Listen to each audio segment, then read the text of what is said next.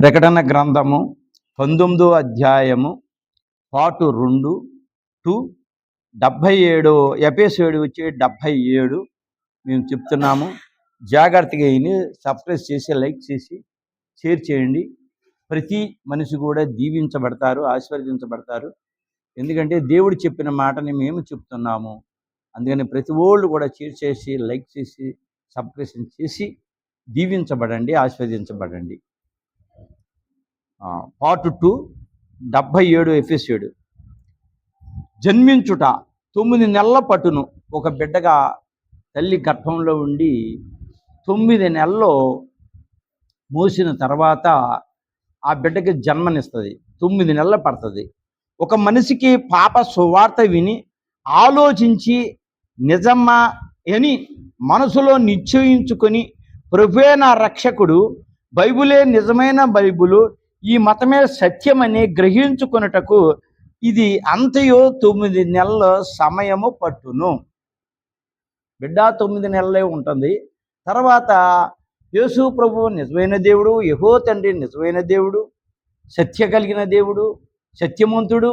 తర్వాత బైబిల్ కూడా పవిత్రమైనది, బోధ కూడా పవిత్రమైనది అని నమ్మటానికి 9 నెలలు పడుతుంది. బోధ కూడా నమ్మకమైనది, అది తీసి పక్కన పెట్టాలి. దేవుడు ఒక్కడే, బోధకుల్లో చాలా తేడాలు కనిపిస్తూ ఉన్నాయి. అది ఎవరి కాళ్ళే విమర్శించుకోవాలి. ప్రతి ఎపిసోడ్లోనే నేను చెప్పే ఉన్నాను. ప్రసవ వేదన పాపకి ఎవరైనా అడ్డులు చెప్పగా ఆ మనిషికి స్థానము పొందమంటారా అని అడిగాను. ఇదే వేదన, ప్రసవ వేదన.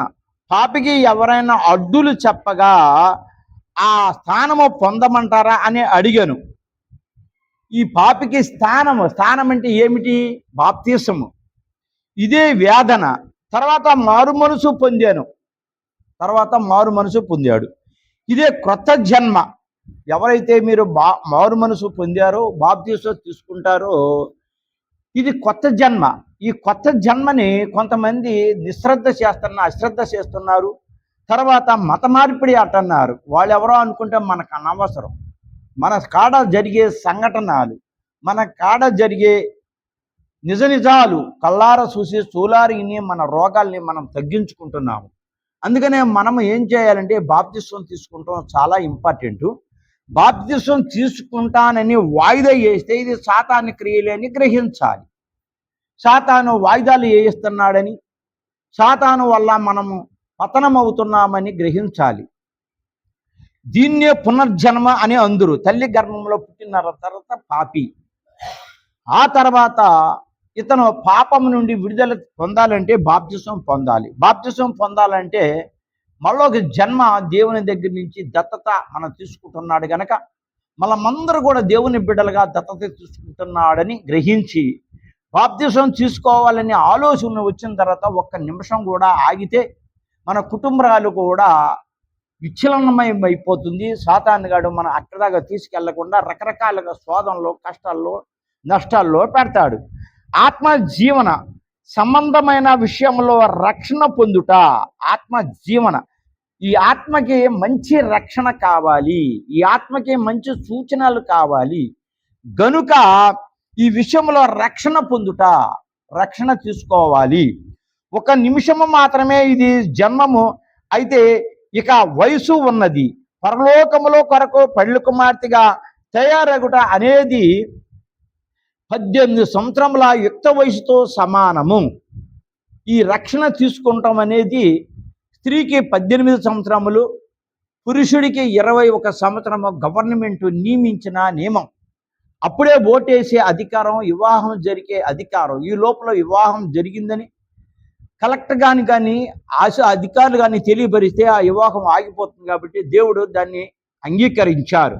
సమయము రక్షణ పొందిన తర్వాత బాగా సిద్ధపడవలేను. నువ్వు ఎప్పుడైతే బాప్తిసం తీసుకున్నావో, రక్షణ తీసుకున్నావో, ఎప్పుడు కూడా దేవుల్లో నీలమైపోయి ఉండాలి. దేవుల్లో నీలమై అవ్వలేదనుకోండి, మన ఇంట్లో శోధనలు, బాధలు, కష్టాలు ఈ వచ్చిన తర్వాత మనము ఇంకా దేవుని సక్రంగా స్తుతించట్లేదు, దేవుని గణపరచడలేదు, దేవునికి మనము విరోధంగా ఉన్నాము. దేవుని ఇష్టం పెట్టలేకపోతున్నామే అని అనుకోవాలి ఖచ్చితంగా. అంతేగాని మరి దేవుడికి నేను వెళ్ళి ప్రార్థన చేస్తున్నాను, దర్శన భాగాలు ఇస్తున్నాను, సన్నిధి చేస్తున్నాను, ఆ పాటలు పాడుతున్నాను, వాక్యం చదువుతున్నాను, వాక్యం చెబుతున్నాను, నాకేంటి శ్రమలు అని మీరు అన్నారనుకోండి, అప్పుడు సాతాను జ్వరపడిపోయి దాన్ని ఎక్కువగా ప్రదర్శించడానికి ఆస్కారాలు చాలా ఉన్నాయి. అప్పుడు ఈ గుంపులోనికే రాగలము. ఏ గుంపులోనికి? దేవుని గుంపులోనికి రాగలము. ఇవన్నీ తీసి పక్కన పెడితే, మారు మనసు అంతవరకు మనిషి ఎటువంటి జీవితము జీవించి ఉన్నాడో దాన్ని విడిచి ఇక మీదట 10 ఆజ్ఞలకు విరోధముగా నడవను.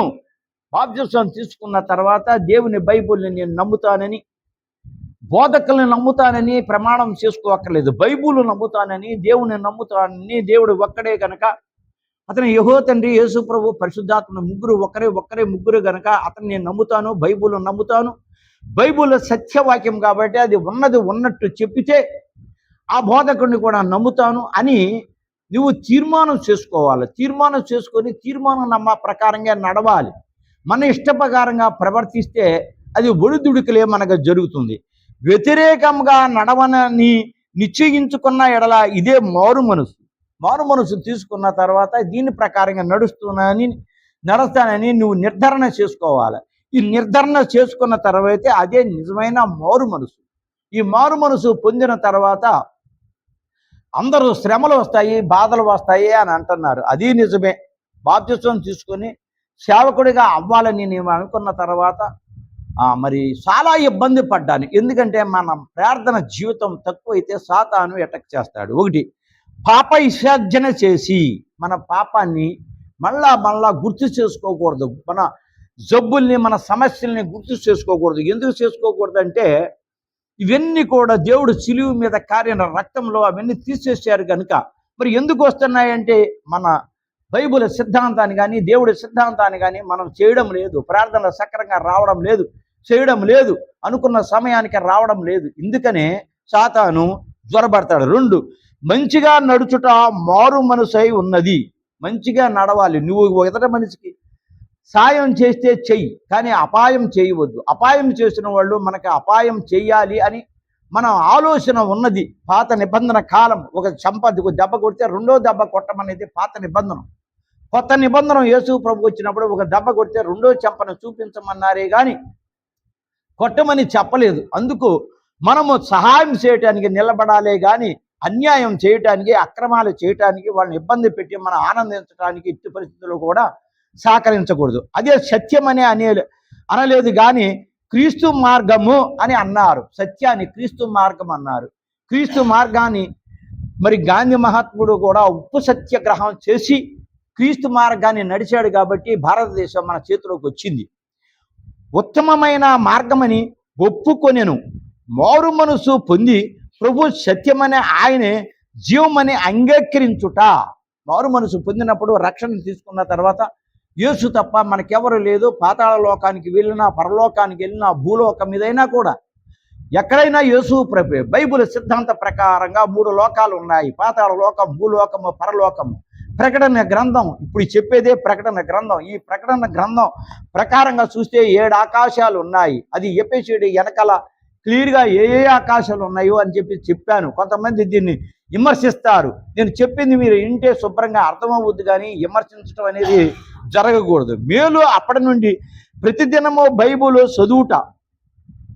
చదువుకొనుట. బైబిల్ ప్రతిరోజు కూడా మనం చదవాలి. ఏదో రోజున ఖాళీ చేసుకొని చదవాలి. చదవకపోతే సాతానుగాడికి మంచి వాతావరణం కల్పించిన వాళ్ళు అవుతాము. ఈ రోజున బైబిల్ ఎందుకు చదవాలి అంటే లవోదిక సంఘము లాస్ట్ కాలం వచ్చేసింది, రాకడ సమయం కూడా దగ్గరికి వచ్చేసింది. అందుకనే ఈ బైబిల్ చదవాలి. ప్రార్థించుట, కానుకలు ఇచ్చుట, స్తుతించుట. ఈ కానుకలు అనేది ఎవరికి ఇచ్చుట? ఇక్కడ గుడిలోని కానుకలు ఇస్తున్నారు. ఈ కానుకలు ఈ మందిరాన్ని కట్టాలి, తర్వాత కింద కట్టాలి, తర్వాత ఇంకో మందిరం కట్టాలి, ఇంకో మనుషులకు ఉపయోగపడాలి. అలాంటప్పుడు ఆ కానుకలు వాటికి ఉపయోగపడాలి. కానీ కానుకలు ఇతర దేశాల నుంచి వచ్చిన తర్వాత కొంతమంది దిగమింగుతున్నారు. వాళ్ళు ఇష్టానుసార ప్రకారంగా చేసుకుంటున్నారు. ఈ కానుకల విషయంలో చేసిన వాళ్ళకి రేపొద్దున తీర్పు ఉంది, ఖచ్చితమైన తీర్పు ఉంది. వాళ్ళు చెప్పి ఇచ్చేది ఎవరికి ఇవ్వమని. వీళ్ళు చేసేది ఏది చేస్తున్నారో ఈ లెక్కలన్నీ కూడా దేవుని సన్నిధిలోనే ఖచ్చితంగా తీర్పు ఉంది. ఇవి అన్నీ చేయటమే మారు మనసు. ఇవన్నీ ఖచ్చితంగా చెయ్యాలి. వచ్చిన కానుకల్ని దేనికి ఉపయోగిస్తున్నావు, దేనికి పనిచేస్తున్నావు, ఇవన్నీ లెక్కలు దేవుడు అడుగుతాడు గనక దానికి చెప్పడానికి బోధకుడు సిద్ధమై ఉండాలి. ఇది నరుని ఎదుగుదల అనగా నరుల యొక్క వివిధ అంతస్తులకు సాదృశ్యంగా ఉన్నది. ఇవన్నీ కూడా కరెక్ట్గా లెక్క కట్టగలిగి లెక్క చేసి ఏటికి ఖర్చు పెట్టాలో వాడు ఖర్చు పెట్టగలిగితే బోధకుడు పైకి వెదుగుతాడు. నీతిమంతుడు 7 మార్లు పడినా లేచును. నీతి అనే వాడు ఉంటే అతను పడిపోయినా మళ్ళీ లేస్తాడు. ఎన్నిసార్లు పడిపోయినా, ఎన్నిసార్లు అప్పులు పడ్డా, బలహీనలు అయిపోయినా పైకి లేస్తూనే ఉంటాడు. పడినప్పుడు తిరిగి లేచి మారు మనసు పొందవలెను. పడిన తర్వాత మళ్ళా మారు మనసు పొందాల. ఈ నీతిమంతుడు ఎవరు? మారు మనసు పొందమంటే మారు మనసు పొందలేని వాళ్ళు, రక్షణ పొందలేని వాళ్ళు. పెళ్లి కుమార్తె వరుసలో ఉన్నవారు పడిపోవటం అసాధ్యం. నువ్వు పెళ్లి కుమార్తె వరుసకు వస్తే ఆ పెళ్లి కుమార్తె వరుసలో ఇక పడరు. ఈ పెళ్లి కుమార్తెకి రావాలి అంటే చాలా శ్రమలు, బాధలు, కష్టాలు అన్నీ కూడా అనుభవించిన తర్వాతే పెళ్లి కుమార్తెకి నువ్వు సిద్ధపడతావు, వధువు సంఘంగా సిద్ధపడతావు. అలాగే నువ్వు పెళ్లి కుమార్తె వరుసగా రావాలంటే భూలోకం మీద చాలా శ్రమలు ఎదుర్కొని పెళ్లి కుమార్తెగా సిద్ధమైన తర్వాత మళ్ళా నువ్వు పడే ఆస్కారం లేదు. అమెరికాలో ఉన్న సుమారు సలాట్ అనే పట్టణములో ఒక అతను కొన్నాళ్ళు భక్తిగా నుండి చివరికి దేవుడు లేడని ఈ రీతిగా కొందరు తప్పిపోయారు. సలీడ్ అన్న అతను దేవుడు లేడు, చాలా రోజులు నేను బైబిల్ చదివాను, బైబిల్ అబద్ధము, దేవుడు అబద్ధము, యేసు ప్రభు దేవుడే కాదని బైబిల్ చదివిన వాడే అబద్ధం మాటలు మాట్లాడారు. రాజైన సౌలు ఆత్మను పొంది చివరకు పడిపోయాను. రాజు కూడా, సౌలు కూడా చాలా సంవత్సరాలు దేవుని విశ్వసించి అతను కూడా పడిపోయి సోదిగాళ్ళ దగ్గరికి వెళ్ళారు. ఇస్కరియోతు యోధా ప్రభుతో ఉండి పడిపోయిన ఇస్కరియోతు కూడా పడిపోయాడు. ఆ రాజు, పడిపోయిన రాజు అతని పనివాడు వచ్చి, అయ్యా నువ్వు మళ్ళా ఇక్కడికి వెళ్లకుండా మళ్ళీ ఇక్కడ ఈ గ్రహాల దగ్గరికి వెళ్తున్నావు ఏంటయ్యా అంటే, నాకు నచ్చలేదు అనుకుంటే, నీకు నచ్చలేదని చెబుతున్నావు, నువ్వు పరలోక రాజ్యమే లేదా, పరలోకం దేవుని చేతిలో ఉన్నది గుర్తుపెట్టుకో అని ఎప్పుడైతే హెచ్చరించాడో పరుగున వచ్చేసి మళ్ళీ దేవుని సన్నిధిలో ఉండి అతను మళ్ళా రాయటం, చదవటం మొత్తం అన్నీ కూడా ఏర్పాటు చేశాడు. ఇలాగ మానేయటం నీకు ఏంటి కారణం? సాతాను ఏదో రూపంగా అతను దోసుకుని మన హృదయాన్ని అతను కించపరచడానికి చేసే పనులు. అలాగే పెళ్లి కుమార్తె వరుసలో ఉన్న వారు ప్రభు సహాయం లేకపోతే సున్నా. పెళ్లి కుమార్తె వరుసలోకి ఉండాలి. ఈ లోకంలోని ఏ తప్పులు ఉన్నాయో చూడండి. ఎవరిదన్నా సాతాను జ్వరపడిందంటే, అయ్యి బాబోయ్ నేను ఆలో సాతాను జ్వరపడిపోయిందా, నేను ఎంత బోధకుని, నా జనం చూడు, నా వాస్తవం చూడు, నా సన్నిధి చూడు, నేను కట్టించిన మందిరాలు చూడు అని అంటారే కానీ యేసు ప్రభు బాప్తిస్వం తీసుకున్న తర్వాత అతన్ని సాతాను వచ్చి అడవిలోకి తీసుకెళ్ళిపోయి ఎన్నో బాధలు పెట్టాడని గ్రహించగలిగితే మనం కూడా సాతాను క్రియలో పడిపోతామని గ్రహించగలగాలి. దేవుడే అంటే వాడే పడిపోయాడు సాతాను చేతిలో. మనం ఏ పాటి వాడు అది గ్రహించాలి. ప్రభు సహాయం లేకపోతే సున్నా. ఈ సాతాన్ని జయించాలంటే ప్రభు సహాయం మనకందరికీ అవసరం. యేసు తీర్మానములు, ప్రయత్నములు, భక్తి అంతా లేకపోయినా సున్నా. యేసు ప్రభు చెప్పినది, ప్రకటన గ్రంథం చెప్పింది, 66 పుస్తకాలు చెప్పింది, ఇవన్నీ కూడా భక్తితోనే మనం నడవాలి. నడవకపోతే ఇదంతా సున్నా.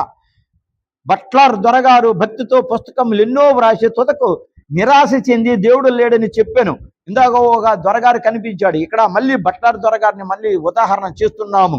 అతని సేవకుడు వచ్చి బట్లర్ దొరగారితో నీవు ఈ విధముగా చనిపోతే నరకానికి వెళుదువు, అక్కడ నిత్యము వేదనతో బాధపడదు అని చెప్పగా భయము చేత తిరిగి మారు మనసు పొంది మరలా పుస్తకము రాశాను. భయభ్రాంతుడైపోయాడు. రాజు అంటే మామూలు మనిషి కాదు, జ్ఞాని, తెలివైన వాడు. అతను తెలుసుకున్నాడు నిజమే అని. మళ్ళా దేవుళ్ళలోకి వచ్చాడు. కోతి తన పిల్లని నడుమునకు తగిలించుకొని పరిగెత్తునని పిల్ల పడదు. కోతి ఆ తల్లిని పట్టుకుంటుంది. కోతి గట్టిగా పట్టుకున్న తర్వాత అది చెట్లు ఎక్కుద్ది, ఎక్కడెక్కడో కొమ్మలు ఎక్కుద్ది, చంపు చేస్తుంది అని ఆ పిల్ల పడదు. పిల్ల గట్టిగా పట్టుకుంటుంది. తల్లి పిల్లని ఎలా తల్లిని గట్టిగా పట్టుకొని వదలవో పిల్ల తన పట్టును వదులుచున్నదని తల్లికి తెలిసినప్పుడు, అప్పుడు పిల్ల ఎప్పుడైతే పట్టు వదులుతుందో అని తల్లికి ఆటోమేటిక్గా తెలిసిపోద్ది. ఎందుకంటే ఆ చర్మాన్ని గట్టిగా పట్టుకుంటుంది కాబట్టి. పిల్ల పడిపోద్దామని వెంటనే అక్కడ కూర్చొని మళ్ళీ ఆ గట్టిగా పట్టుకునేదాకా కూడా ఆ తల్లి అక్కడే ఉంటుంది. అలాగే మనము కూడా దేవుని పట్టుకున్న తర్వాత గట్టిగా పట్టుకోవాలి. జంపు చేసేటప్పుడు గుండె ఆవరించిపోతూ ఉంటుంది. కోతి కూడా పిల్ల ఏమో వద్దని పిల్ల కూడా భయభ్రాంతులు అవుతారు. అలాగే మనం పిల్లలమైన మనము శ్రమలు వచ్చినా, ఈ గంతులు ఏంటి శ్రమలు వచ్చినా, బాధ వచ్చినా, కష్టం వచ్చినా, ఎన్ని వచ్చినా కూడా నా దేవుడు నా పక్షాన ఉన్నాడని దృఢ విశ్వాసంతో నమ్మటమే ఒక విశ్వాసం. ఆ విశ్వాసం వల్ల మనం ఎట్టి పరిస్థితుల్లో కూడా ఎన్ని బాధలు వచ్చినా కోతి పిల్ల ఎలాగైతే పడదో అలాగ మనం పడలేము. అవిశ్వాసము ఎప్పుడైతే కోతి పిల్లకు వచ్చిందో అలాగే మనకు కూడా అవిశ్వాసం వచ్చిందో ఆ పట్టు విడతామని తండ్రి మళ్ళీ మన దగ్గరకు కూర్చొని మనకి బుద్ధి జ్ఞానం చెప్పి మళ్ళీ అతని మార్గంలోనే నడుపుతాడు. అది గ్రహించగలగాలి. తల్లి తన కొమ్మ మీదనే కూర్చుండి పిల్లకు పట్టు చిక్కే వరకు కదలకుండా కూర్చున్ను. అలాగే మనం సన్నిధిలోని కూర్చునే వరకు, మనం ప్రార్థన చేసే వరకు, మనం దేవుడు నడిపించే వరకు మనల్ని మాత్రం దేవుడు వదలడు. అది గుర్తుపెట్టుకోవాలి. అలాగే చదువురులైన వారు ఈ బోధలు విని కూడా తప్పిపోయారేమో అని ఈ సంగతులు తెలియజేస్తున్నాము. బోధలు విని తప్పిపోయిన వాళ్ళు చాలా మంది ఉన్నారు. ఈ తప్పిపోయిన వాళ్ళు మళ్ళా దేవుని దగ్గరికి రావాలంటే చాలా కష్టం. ఎందుకంటే సాతాను పూర్తిగా ఆవరించుద్ది. అందుకని మనం తప్పిపోకుండా నిజ నిజాలతో దేవుణ్ణి స్మరించాలి. ప్రకటన గ్రంథం 19వ అధ్యాయం 7వ వచనం, గొర్రె పిల్ల వివాహ సమయము వచ్చినది. వివాహ సమయము వచ్చినది. పెళ్లి అంటే పెళ్లి కాదు. ఈ లోకంలో ఎవరన్నా అర్థం చేసుకుంటే యేసు ప్రభు పెళ్లి కుమారుడు, గొర్రె పిల్ల, వధువు సంఘం మనమైతే మరి ఇది పెళ్లి అంటే ఈ లోకానికి సంబంధించిన పెళ్లి కానే కాదు. ఇది ఆత్మకు సంబంధించిన పెళ్లి.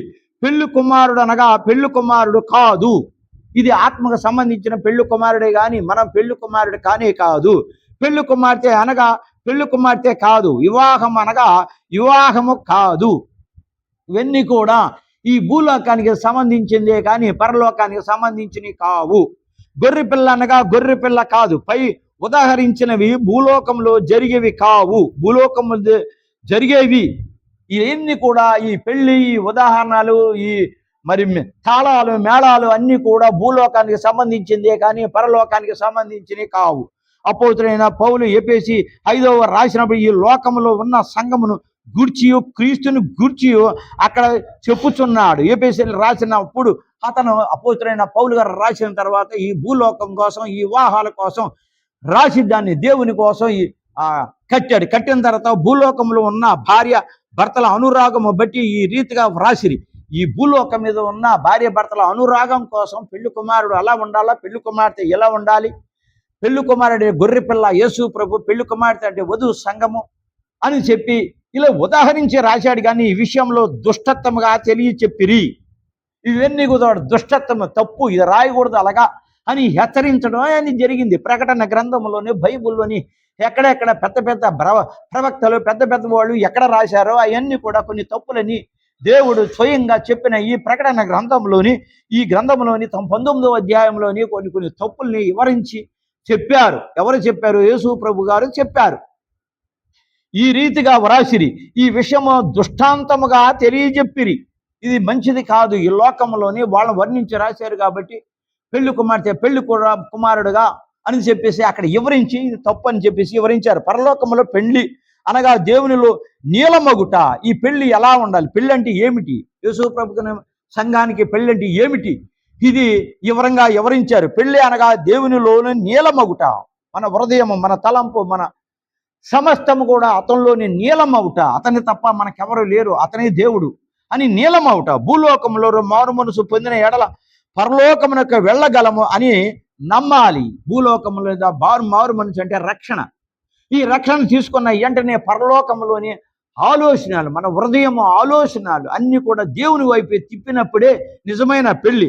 ఆయనతో నిత్యమూ ఉండుము, అతనితో నిత్యమూ ఉండాలి. మన హృదయం ఎక్కడికి వెళ్ళినా కూడా స్తుతించుకుంటూ మారు మనసు పొందిన ఏమంటే మన దేవుడు యెహోవా తండ్రి యేసు ప్రభు పరిశుద్ధాత్మ దేవుడే, వీళ్ళు తప్ప ఎవరు లేరు అని అనుకోవాలి. అనుకున్న తర్వాత వెంటనే పరిశుద్ధాత్మ మనలోకి వస్తారు.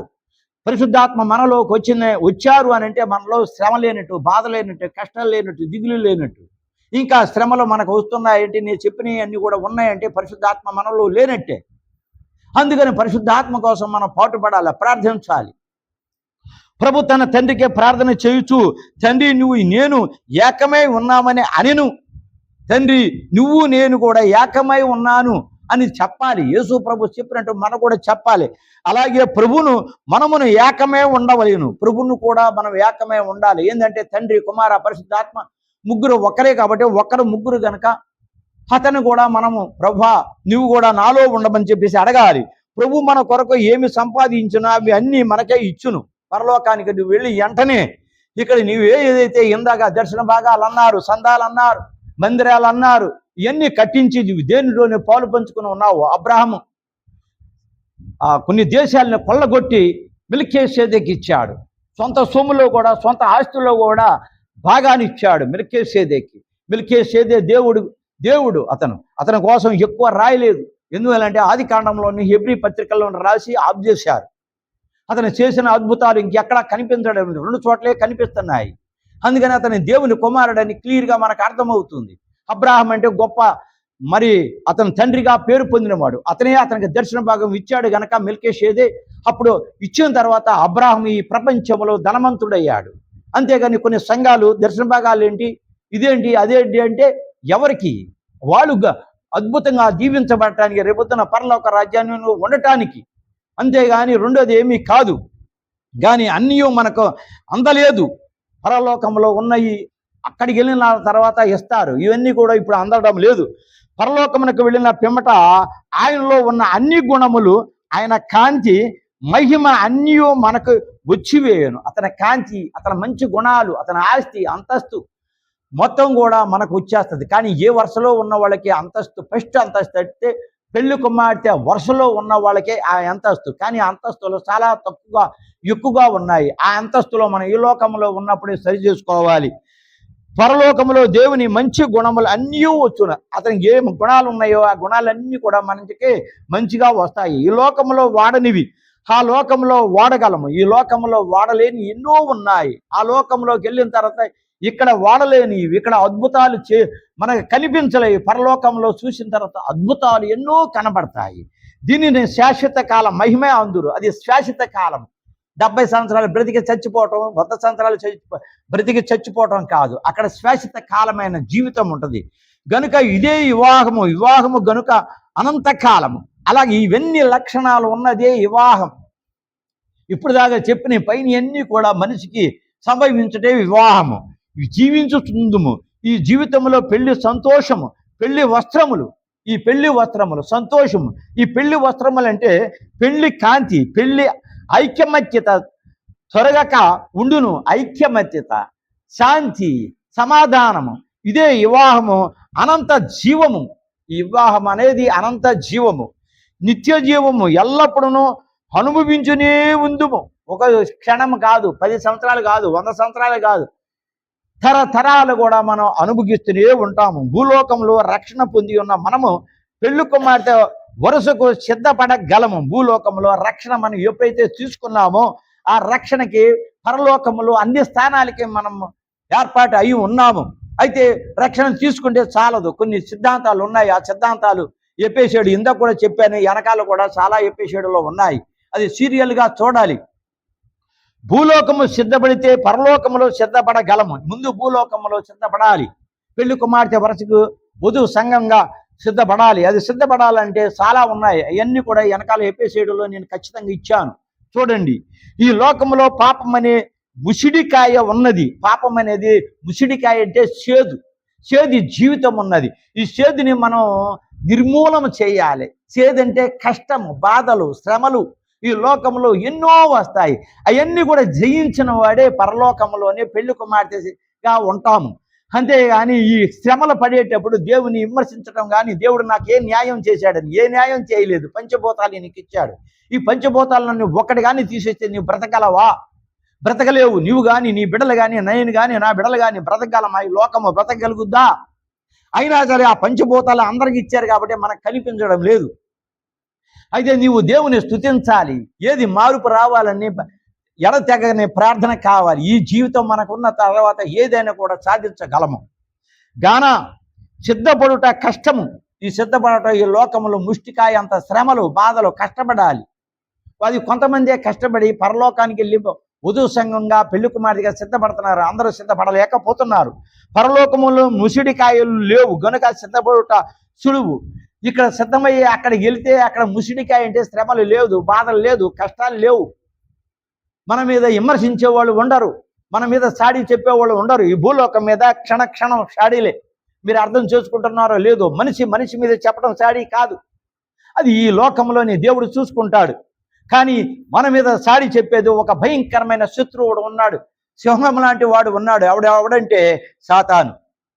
దేవుడి దగ్గరికి వెళ్ళి, ఇదిగో నువ్వు ఈ రోజున ఆదివారం మందిరానికి రాలేదు, ఆరాధనకి రాలేదు, నీ కుమారుడు వస్తాడని చెప్పావు, నీ కుమార్తె వస్తాడని చెప్పావు, ఇవి ఎక్కడుందో చూడు అని చెప్పి చూపించటమే మన లోపాలు. పరలోకంలో ఉన్న తండ్రి దగ్గరికి వెళ్ళి చూపిస్తూ ఉంటాడు. అప్పుడు చూసి అతను మౌనంగా ఉంటారు. అది సమయం వచ్చినప్పుడు మనల్ని ఇబ్బంది జరుగుతూ ఉంటుంది. దేవుడు ఇబ్బంది ఎప్పుడు పెట్టడు, సాతాను గాడే ఇబ్బంది పెడతా ఉంటాడు. గనుక సిద్ధపాట సులువు, ఈ గొప్ప పరలోకంలో సిద్ధపాట సులువు. ఈ గొప్ప భాగ్యము నాకు దొరికిన నీ పెళ్లి కుమార్తె సంతోషించును. పరలోకానికి వెళ్ళిన తర్వాత ఇంత గొప్ప భాగ్యము నాకు వచ్చిందని బహు ఆనందించును. ప్రకటన గ్రంథం 19వ అధ్యాయం 8వ వచనంలో ఆమె ధరించుకున్నటకు ప్రకాశములను నిర్మూలమైన సన్నపు నార బట్టలు ఆమెకి ఇయ్యబడిన. ఈ లోకంలో బట్టలు, ఈ లోకంలో సన్న నార బట్ట అంటే పట్టు వస్త్రాలు. పరలోకంలో ఈ పని చెయ్యు. పరలోకంలో ఏరే బట్టలు, సన్న నార బట్టలు, అవి వేరే. పెళ్లి కుమారుడు ధరించేది పెళ్లి కుమార్తె కూడా ధరించేది కూడా ఈ సన్న నార బట్టలే అక్కడ ధరించగలరు. అవి పరిశుద్ధులకు నీతి క్రియలు, పరిశుద్ధులు. ఈ పరిశుద్ధులు పెళ్లి కుమార్తెగా ఉన్న ఈ పరిశుద్ధులే నీతి క్రియలు ఏర్పాటు చేస్తారు. విలువైన నార బట్టలకు 2 గుణములు ఉన్నాయి. విలువైన నార బట్టలకు 2 గుణములు ఉన్నాయి. ఏమిటంటే, ఒకటి ప్రకాశమైనవి అనగా మెరుగుతున్నవి. ఈ నార బట్ట కట్టుకున్న వాళ్ళకి ఆ మనుషులు మెరుస్తారు, వెలుగు అందులో నుంచి ప్రవహిస్తుంటా ఉంటుంది. ఈ బట్టలు, ఇచ్చిన బట్టలు ఎవరు? దేవుడు ఇచ్చాడు. అక్కడికి వెళ్ళిన తర్వాత మన బట్టలు తీసివేసి ఆయన బట్టలు ఇస్తాడు. 2 నిర్మూలమైనవి అనగా డాగులేనివి. మనం ఎంత తెల్లటి వస్త్రాలు కట్టుకున్నా దాని మీద ఏదో ఒకటి డాగు పడుతుంది. అలాగా డాగు లేనిది. డాగు అంటే మచ్చలేనిది. మచ్చలేనిది అంటే నింది లేనిది. మన మీద నింది ఉండదు, తర్వాత ఘోష ఉండదు. ఎవరో ఇవి ఇలా చేస్తుంది, అలా చేస్తుంది అని గొడవలు ఉండకుండా ఉండే డాగు లేనిది. ఇక్కడ పెళ్లి కుమారుడైన ప్రభునకు సన్ననార వస్త్రములో ధరింపజేయబడినవి. ప్రభువునకు సన్ననార వస్త్రములో ధరించబడి చేయనది. ఇప్పుడు సన్ననార వస్త్రాలు కూడా ఎవరికి ధరించబడ్డాయి? యేసు ప్రభు కూడా అదే సన్ననార బట్టలు ధరించబడింది. మత్తయి సువార్త 27వ అధ్యాయం 59వ వచనం చూస్తే మీకు క్లియర్గా కనబడుతుంది. మత్తయి సువార్త 27వ అధ్యాయము 59వ వచనం. ప్రకటన గ్రంథములో పెళ్లి కుమార్తె సన్ననార వస్త్రములో ధరించాను. ప్రకటన గ్రంథంలోని పెళ్లి కుమార్తె సన్ననార బట్టలను ధరించాను. నిర్మూలమైన మురికి లేని ప్రకాశమైన వస్త్రములో ధరించాను. నిర్మూలమైన మురికి లేనిది ఏంటి? మురికి వాసన అంటే ఈ లోకంలో ఉన్న శ్రమలు, బాధలు, కష్టాలు, మన కన్నీరు ఇవేమీ లేని నిర్మూలమైన చక్కటైనవి అని వ్రాయవలసినది. కానీ అలాగూ రాయలేదు. ఈ లోకంలోని అలాగా రాయలేదు. ఇది ఒక తప్పు. అక్కడక్కడ తప్పులు 19వ అధ్యాయంలో దేవుడు ఎత్తి చూపిస్తున్నాడు బైబిల్లో ఉన్న తప్పుల్ని. ఎందుకనగా వస్త్రములో శుభ్రము చేసిన పిమ్మట, అంటే బైబిల్ తప్పని నేను అనడం లేదు. బైబిల్ చెప్పింది 40 మంది ప్రవక్తలు రాసింది కరెక్టే. కానీ హచ్చు వేయటంలోనే తప్పు జరిగింది. ఆ హచ్చు వేయటంలోనే అక్షర ఒత్తులు మార్పులు వచ్చినప్పుడు పదాలు మారిపోయినాయి. అందుకు హచ్చు వేసేటప్పుడు తప్పయింది, కానీ ప్రవక్తలు తప్పని చెప్పేసి మనం అనలేము. అది జరగదు. ప్రకాశత వచ్చినది. పెళ్లి కుమార్తె పరలోకమునకు వెళ్ళక మునుపు ప్రకాశమైన వెలుగు ఈ లోకంలో ఉన్నప్పుడు మనం సంపాదించుకోవాలి. ప్రభుని రక్తంలో కడగబడి ప్రకాశముగా నుండి పరలోకమునకు వెళ్ళను. ఈ లోకంలో పెళ్లి కుమార్తెగా నువ్వు పరలోకానికి వెళ్ళాలంటే ఈ లోకంలో నువ్వు దర్శనం ద్వారాగా నీ శరీరం, నీ తల నుంచి అరకాలు వరకే రక్తంతో, యేసు రక్తంతో కడగబడాలి. పరిశుద్ధమైన రక్తంతో కడగబడాలి. నువ్వు అలా కడగబడితేనే పెళ్లి కుమార్తెగా నువ్వు సిద్ధపాటు పడతావు. పరలోకానికి వెళ్ళినప్పుడు కూడా నువ్వు సిద్ధపడవు. ఈ లోకంలోని యేసు రక్తంతో అరకాల నుంచి నడినెత్తి వరకు నువ్వు రక్తంతో కడగబడిన తర్వాతే పెళ్లి కుమార్తె నేను వెళ్ళగలను అని చెప్పేసి నువ్వు సిద్ధపాటు అక్కడికి వెళ్ళినప్పుడు నీకు పెళ్లి కుమార్తె వరుసకు లైన్ ఇస్తారు. ఈ లోకంలో నువ్వు రక్తంతో కడగబడాలి. ఎప్పుడన్నా రక్తంతో కడుగు ప్రభాని ఏనాడన్నా మనం అడిగామా? నేను అడిగానో నాకు ఇచ్చారు. అందులో అనుమానం లేదు. ఒకళ్ళ కోసం కన్నీరు ప్రార్థన చేస్తే ఇచ్చారు. అయితే ఎవరన్నా అడుగుతున్నారా? తర్వాత జీవగ్రంథంలోని 20:12లోని ప్రకటన గ్రంథంలోని జీవ గ్రంథంలో ఏనాడన్నాయి నా పేరు పెట్టమని ఎవరన్నా అడిగారా? అడిగితే ఆనందమే, అడిగితే ఇస్తారు. పరలోకము వెళ్ళాను, ప్రకాశమైన బట్టలు ధరించిన పిమ్మట ఎన్ని సంవత్సరములైన మురికి అవ్వదు. ప్రశాంతమైన బట్టలు, ప్రకాశవంతమైన బట్టలు, వెలుగుతో నింపిన బట్టలు, సన్ననార బట్టలు ఇవి. తర్వాత రక్తంతో నువ్వు కడగబడిన తర్వాత ఆ బట్టలు మళ్ళీ మాయవు, డాగు రాగు భేదాలు ఏమి ఉండకుండా పరలోకంలో నువ్వు పండగ ఏ రోజుగా ఆ రోజు కొత్త విందుగా పండగ నువ్వు తీసుకోగలవు. పెళ్లి కుమార్తె తీసుకున్న సంవత్సరం భోజనము పరలోకము పెళ్లి విందుకు ముంగుర్తయి ఉన్నది. ముంగుర్తయి ఈ లోకంలోని భోజనం సంస్కారం. ఎప్పుడైతే శరీరమును తర్వాత అతని శరీరమును అతని రక్తంలో తీసుకున్నామో అది ముంగుర్తుగా పరలోకంలో గుర్తుగా ఉన్నది. పెళ్లి కుమార్తె సన్ననార బట్టలు వేసుకున్న వలిను అది విలువైన ఘనమైన సమయము, చాలా శ్రేష్టమైన సమయము, చాలా విలువైన సమయము. 1 శ్రేష్టమైన క్రియలు, 2 నిర్మూలమైన క్రియలు, 3 ప్రకాశవంతమైన క్రియలు. ఇక వీరిలో కళంకము లేని మనుషులు, వీడు తేడా లేని మనుషులు, నమ్మకమైన మనుషులు. ఈ రూపునిగా మనం ఈ లోకంలోనే సంపాదించుకోవాలి. అంతేగాని ఊరికి ప్రార్థన చేస్తే సరిపోదు, వాక్యాలు చెప్పితే సరిపోదు, పాటలు పాడితే సరిపోదు, దర్శనాలు చూస్తే సరిపోదు, భాషలతో మాట్లాడితే సరిపోదు. పెళ్లి కుమార్తెగా నువ్వు సిద్ధపడి ఉండాలి. అది అడగాలి, రక్తంతో కడగబడాలని. ప్రతి సంఘం కూడా ఈ పని చేసి దేవుడు దీవుల్ని పొందండి. అందరూ కూడా సబ్స్క్రైబ్ చేయండి, లైక్ చేయండి, షేర్ చేసి దేవుని నీ గణపరచండి. స్తోత్రములను ఆయన ఎవరైతే చేస్తారో వాళ్ళందరూ కూడా నీ దీవెనలు కుమ్మరించమని యేసు నామమున అడుగుతున్నాము తండ్రి. ఆమేన్. ఓకే.